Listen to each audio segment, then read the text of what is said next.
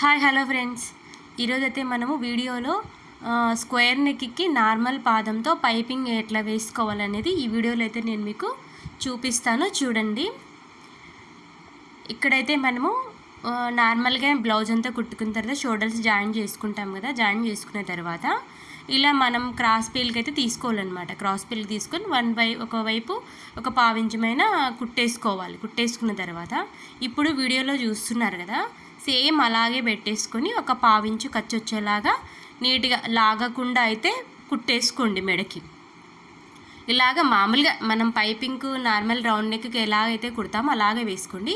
ఇక్కడ మాత్రం షోల్డర్ దగ్గర జాయింట్స్ ఉంటాయి కదా, అది మాత్రం బ్యాక్ సైడ్ వైపు వచ్చేలాగా పెట్టేసుకొని కుట్టేసుకోండి.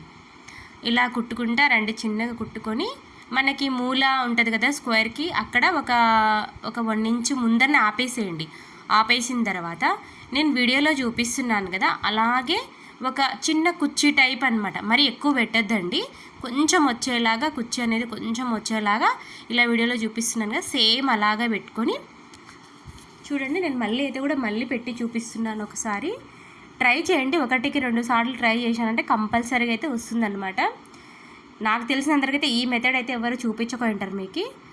ఇలా కుట్టు వేసిన తర్వాత మనము నీడిల్ అనేది మూల దగ్గర తిప్పినప్పుడు నీడిల్ అనేది లోపల వైపు, క్లాత్ లోపల వైపుకే ఉండాలి. ఎత్తగుదు సూదిని అనేది, సూది ఎత్తకుండా మళ్ళీ ఇట్లా తిప్పుకొని మళ్ళీ ఇట్లా స్టిచ్ చేసుకోవాలన్నమాట.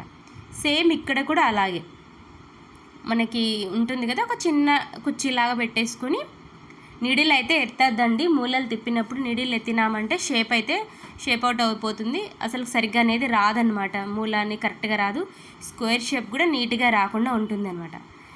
అందుకనేసి ఖచ్చితంగా నీడిల్ అనేది లోపల వైపు పెట్టేసి ఇలా అయితే తిప్పుకోండి. తిప్పుకున్న తర్వాత నార్మల్గా ఇంకా మళ్ళీ పావించు ఖర్చు వచ్చేలాగా నెక్ మొత్తం అయితే కుట్టేసుకోండి. ఇది కొంచెం ట్రై చేశానంటే చాలా ఈజీగా ఉంటుంది పైపింగ్ చేయడానికి. చాలామంది స్క్వేర్ నెక్కు పైపింగ్ రాక చాలా ఇబ్బంది పడుతుంటారనమాట. కొంచెం లావుగా ఆ మూలల దగ్గర చెడిపోతుంటుంది. నేను చాలా వరకు చూశాను.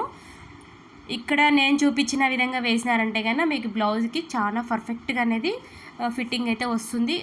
నీట్గా ఉంటుంది అనమాట. మనం పైపింగ్ వేసినా కూడా నీట్గా ఉంటుంది. లోడింగ్ రాని వాళ్ళకి ఈ విధంగా వేసినారంటే చాలా బాగా యూజ్ అవుతుంది అనమాట. వేసిన తర్వాత ఇలా ఖర్చులు అయితే కంపల్సరీగా పెట్టుకోండి. ముందర వైపు అయితే రౌండ్ పెట్టాను కాబట్టి మూల దగ్గర కట్ చేశాను. ఇది వచ్చేసి మనకి స్క్వేర్ నెక్ కదా, ఇక కుట్టిన తర్వాత ఇలా ఉంటుంది అనమాట. ఇప్పుడు ఒక చిన్న ఘాట్ అయితే పెట్టేసుకోండి. మరీ దారం దగ్గరికి పెట్టద్దండి, కొంచెం వదులుకోండి. మరి దారం కట్టేలాగా పెట్టారంటే అక్కడ ఓపెన్ అయిపోతుంది, మనకి పైపింగ్ అనేది సరిగ్గా వేయడానికి అనేది రాదనమాట. చూడండి, ఇటువైపు కూడా సేమ్ అలాగే అనమాట. ఇలా ఇక్కడ కూడా అంతే, రౌండ్ నెక్ ఉంది ముందర వైపు, సేమ్ అక్కడ కూడా అంతే అనమాట. ఇప్పుడు వచ్చేసి థ్రెడ్ తీసుకొని మనం కుట్టింటాం కదా, అక్కడ ఎగ్జాక్ట్గా అక్కడ పెట్టేసేయండి. ఇలాగా నేను వీడియోలో చూపిస్తున్నాను కదా, సేమ్ అలాగే పెట్టేసిన తర్వాత దాన్ని ఇట్లా ఫోల్డింగ్ చేసేసి దారం అనేది బయటికి రాకుండా లాక్ అనేది చేసేసేయండి. లాక్ చేసి ఇలా చేశారంటే ఇంకా మనకి ఎక్కడ కూడా ఖర్చు అనేది కనపడకుండా నీట్గా ఉంటుంది. పైపింగ్ కూడా ఒకటే లెవెల్లో వస్తుంది, మొత్తం నెక్ అంతా కూడా ఒకటే లెవెల్లో వస్తుంది అనమాట. చాలా ఈజీ అండి. మీరు ట్రై చేయండి. ఫస్ట్ అయితే ఒక్కసారికి మనకి ఎవరికి రాదు. మీరు ఒక 2-3 సార్లు ట్రై చేసినారంటే కంపల్సరీగా అయితే వస్తుంది అనమాట. ఇక చూడండి, ఇక్కడైతే మనం థ్రెడ్ పెట్టుకుంటా లాగకుండా నీట్గా కుట్టుకోవాలి. లాగినారంటే కానీ ఎత్తుకుంటుంది, ఇక్కడ మనకి ఒళ్ళు కత్తుక్కోకుండా క్లాత్ బ్లౌజ్ అనేది ఎత్తుకుంటుంది అనమాట. అలా లేకుండా నీట్గా కుట్టినారంటే కానీ, ఫ్రీగా వదులుకుంటా కుట్టినారంటే కానీ సూపర్గా వస్తుంది అనమాట. ఇక్కడైతే మూల దగ్గర ఎలా తిప్పాలనేది చాలామందికి డౌటు. ఏం లేదండి, నార్మల్గా మూల వరకు థ్రెడ్ పెట్టేసి చూడండి, వీడియో ఇలానే తిప్పేసుకోండి. చూడండి, లాస్ట్ వరకు కూడా అలాగే పెట్టేసుకొని తిప్పేసుకొని మూల కరెక్ట్గా ఉంది కదా, అక్కడ నీడిల్ అనేది ఆపేసి లోపలికి పెట్టేసి నీడిల్ అనేది క్లాత్ లోపలికి పెట్టేసి ఇది చూడండి, తిప్పినా కదా, తిప్పిన తర్వాత మళ్ళీ ఇక్కడ థ్రెడ్ మీద అక్కడ మనకి స్టిచ్ అయితే పడిపోయి ఉంటుంది కాబట్టి థ్రెడ్ అయితే కదలకుండా ఉంటుంది. ఇప్పుడు కొంచెం మూలలు సరి చేసుకొని మళ్ళీ పైపింగ్ నీట్గా మళ్ళీ క్లాత్ లోపల క్లాత్ పెట్టేసి ఇది థ్రెడ్ పెట్టేసి మళ్ళీ సేమ్ అలాగే కుట్టుకుంటారండి. కొంచెం ఈజీ, కొంచెం కష్టపడినారంటే నీట్గా వస్తుంది. చూడండి, వీడియోలో అయితే మీరు వీడియో 1కి 2 సార్లు చూడండి, చూస్తేనే మీకు అర్థమవుతుంది. మనకి ఏదైనా రావాలంటే కొంచెం ఖచ్చితంగా కష్టపడాలండి. అందుకోసం అనేసి చూడండి, బాగా అయితే ట్రై కూడా చేయండి.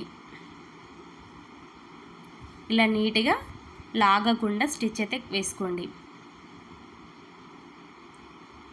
చాలామంది స్క్వేర్ నెక్కు పైపింగ్ వేయడం రాదనమాట, చాలా వరకు రాదు, నీట్గా రాదు, కొంచెం ఉబ్బులుబ్బులుగా అట్లా వస్తుంటుంది అనమాట. అట్లా లేకుండా నీట్గా రావాలంటే ఈ మెథడ్ యూజ్ చేసానంటే చాలా పర్ఫెక్ట్గా వస్తుంది అనమాట. చూడండి ఇప్పుడు కూడా మనం సేమ్ అనమాట, లాక్ వేసేసుకొని కొంచెం రఫ్ ఇచ్చుకున్నామంటే ఊడిపోకుండా ఉంటుంది. చూడండి ఎంత పర్ఫెక్ట్గా వచ్చిందో. చూడండి నేను బ్యాక్ చూపిస్తాను మీకు.